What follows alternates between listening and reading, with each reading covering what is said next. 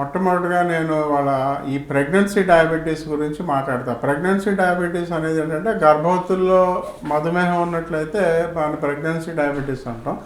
కానీ ప్రెగ్నెన్సీ డయాబెటీస్లో రకరకాలు ఉంటాయన్నమాట. అప్పటికే డయాబెటీస్ ఉండి అంటే ప్రీ ఎగ్జిస్టింగ్ డయాబెటీస్ అంటాం. అంటే అప్పటికే వాళ్ళు గర్భవతులు కాకముందే డయాబెటీస్ ఉన్నవాళ్ళు కూడా ఉంటారు. చిన్నపిల్లల్లో చాలామంది డయాబెటీస్ ఉన్నవాళ్ళు గర్భవతులు అయినట్టు ఎగ్జిస్టింగ్ డయాబెటీస్ అన్నమాట.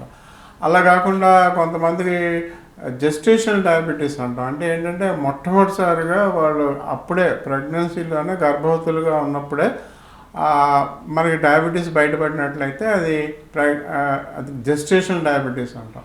మామూలుగా వచ్చే డయాబెటీస్ యొక్క నెంబర్లు అంటే పరగడుపున ఎంత ఉండాలి, తిన్న తర్వాత ఎంత ఉండాలి అనేది నాన్ ప్రెగ్నెంట్ ఇండివిజువల్స్లో అంటే గర్భవతులు కాని వాళ్ళల్లో ఉదయం పరగడుపున 125 వరకు ఉండొచ్చు, తిన్న తర్వాత 200 వరకు ఉండొచ్చు. కానీ మరి ప్రెగ్నెన్సీలో ఏంటంటే బాగా తక్కువ నెంబర్లు, తక్కువ పరిమాణంలో డయాబెటీస్ రక్తంలో గ్లూకోజ్ ఉండాలన్నమాట. అంటే ఉదయం పరగడుపున 90 మిల్లీగ్రాములు దాటకూడదు.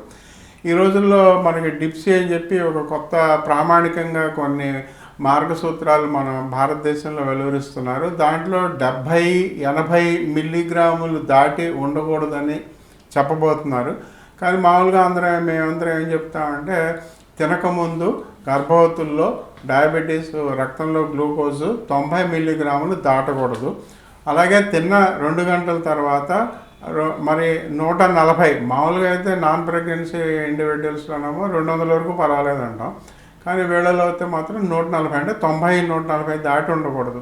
ఎవరికైనా కూడా మరి ప్రెగ్నెన్సీ అని తెలుసుకోవాలంటే మొదటి 6 వారాల్లోనే తెలిసిపోతుంది. మన భారతదేశంలో అన్నీ కూడా ప్లాన్డ్ ప్రెగ్నెన్సీలు, అంటే ముందే వాళ్ళు దాన్ని నిర్ధారించుకొని మనం ప్రెగ్నెన్సీ అనేది ప్లాన్డ్గా జరుగుతుంది. కాబట్టి ప్రీ ప్రెగ్నెన్సీ ప్లానింగ్లో అంటే డయాబెటీస్ అనేది ఉందో లేదో తెలుసుకోవటం అనేది ముఖ్యం అనమాట. ఇదివరలో అయితే అంత పట్టించుకునే వాళ్ళం కాదు. కానీ ఇవాళ ఎవరైతే గర్భవతులు అవుదాం అనుకుంటున్నారో ఆడవాళ్ళు వాళ్ళు రక్తంలో మరి రక్తహీనత లేకుండా అంటే ఎనీమియా, హీమోగ్లోబిన్ చేసుకుంటున్నాం, ఐరన్ చేసుకుంటున్నాం, యూరిన్లో ఆల్బుమిన్ అంటే ప్రీ ఎక్లాంప్సియా అనే వ్యాధి కూడా మన భారతదేశంలో ఎక్కువగా ఉంది. కాబట్టి మరి మూత్రంలో ఆల్బుమిన్ ఉందో లేదో చూసుకుంటున్నాం, తర్వాత థైరాయిడ్ వ్యాధి ఉందో లేదో చూసుకుంటున్నాం. ఇలాగ 6 రకాల పరీక్షలు ప్రీ ప్రెగ్నెన్సీ కౌన్సిలింగ్ అంటాం అన్నమాట. దాంట్లో చేస్తాం.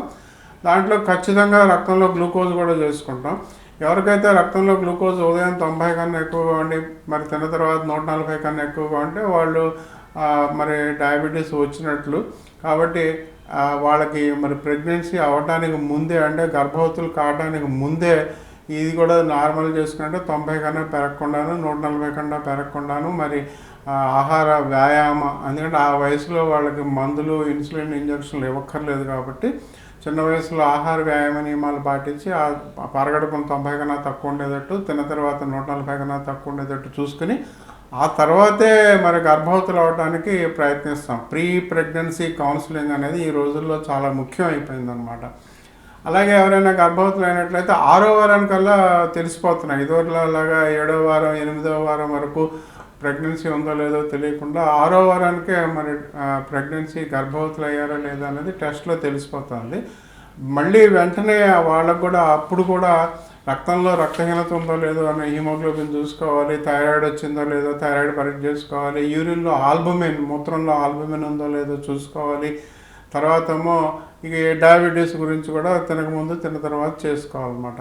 ఇవాళ భారతదేశ జనాభాలో చిన్నపిల్లల్లో దాదాపు 16% మంది గర్భవతుల్లో ఈ ప్రెగ్నెన్సీ డయాబెటీస్ ఉంటుంది. ప్రెగ్నెన్సీ డయాబెటీస్ అనేది ఉండటం వలన అంటే జెస్టేషనల్ డయాబెటీస్ ఉండటం వలన సమస్య ఏంటంటే మరి పిల్లలకి మొదటి 6 వారాల్లోనే 7 వారాల్లోనే ఆర్గనోజెన్సిస్ జరిగిపోతుంది. అంటే మన గర్భంలో ఉన్నటువంటి శిశువు యొక్క ఎదుగుదల అంటే ఎముకల ఎదుగుదల అవ్వచ్చు, మెదడు ఎముకదల అవ్వచ్చు, స్పైనల్ కార్డ్, వెన్నుపూస అవ్వచ్చు, గుండె అవ్వచ్చు, వాటి యొక్క ఆర్గనోజెన్సిస్ అంతా కూడా మొదటి 7 వారాల్లోనే తయారవుతుంది అనమాట. అప్పుడు రక్తంలో గ్లూకోజ్ ఎక్కువగా ఉన్నట్లయితే అవయవ లోపాలు వచ్చేటువంటి అవకాశం చాలా ఎక్కువ. కాబట్టి అందరూ కూడా ఈ 6 వారాల లోపే డయాబెటీస్ అని నిర్ధారించుకోవటం, ఒకవేళ వచ్చినట్లయితే దాన్ని వెంటనే నియంత్రణలో పెట్టుకోవడం చేస్తాం. ఆ తర్వాత మరో సమస్య ఏంటంటే ఒకవేళ 6 వారాలు 13 వారాలు మధ్యలో అంటే దాని ట్రైమిస్టర్ 3 త్రైమాసికంలో డయాబెటీస్ లేకపోయినా ఆ తర్వాత వచ్చినట్లయితే కూడా వాళ్ళకి బిడ్డ బరువు ఎక్కువ అవుతారు అనమాట. మామూలుగా మనం ఏదో 2.5 కిలోల కన్నా ఎక్కువ బరువుతో బిడ్డలు పుట్టకూడదు.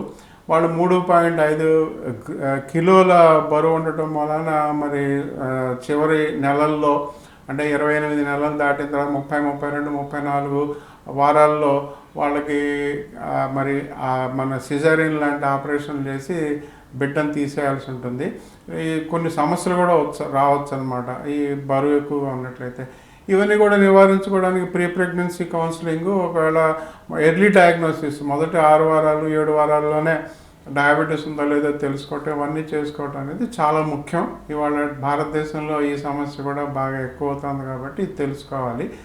ఒకవేళ అన్ని నియంత్రణలో ఉంచుకుని బిడ్డ 2.5 కిలోల బరువుతో పుట్టినా కూడా ఎవరైతే తల్లికి డయాబెటీస్ ఉంటుందో వాళ్ళకి పుట్టినటువంటి బిడ్డలకి 25 ఏళ్ళ వయసు వచ్చేసరికి వాళ్ళకు కూడా లావుగా ఉండటం, డయాబెటీస్ ఉండటం, గుండె జబ్బులు ఉండటం జరిగేటువంటి అవకాశం ఉందన్నమాట. కాబట్టి ఇవాళ తల్లికి మనం గర్భధారణకు ముందే మనం డయాబెటీస్ నియంత్రణలో ఉంచుకున్నట్లయితే పుట్టబోయే బిడ్డను కూడా మనం డయాబెటీస్ రాకుండా నివారించుకోవచ్చు. ప్రిమార్డియల్ ప్రివెన్షన్ అంటాం అనమాట దీన్ని. అంటే రెండో తరానికి తర్వాత తరాన్ని కూడా మనం రక్షించాలంటే ఇవాళ తల్లి గర్భంలో ఉన్నప్పుడే బిడ్డని చూసుకోవాలి. తల్లి గర్భధారణ జరగడానికి ముందే డయాబెటీస్ రాకుండా చూసుకోవాలి. ప్రిమార్డియల్ ప్రివెన్షన్ అనేది ఇవాళ ఒక చాలా ముఖ్యమైనటువంటి అంశం. తల్లి గర్భంలో ఉన్నప్పుడు, తల్లి గర్భంలో ఉండనప్పుడు కూడా, అంటే ప్రీ ప్రెగ్నెన్సీలో కూడా చేసుకున్నట్లయితేనే మనకి ఎంతో ఉపయోగంగా ఉంటుంది. ఎన్ని నిమిషాలు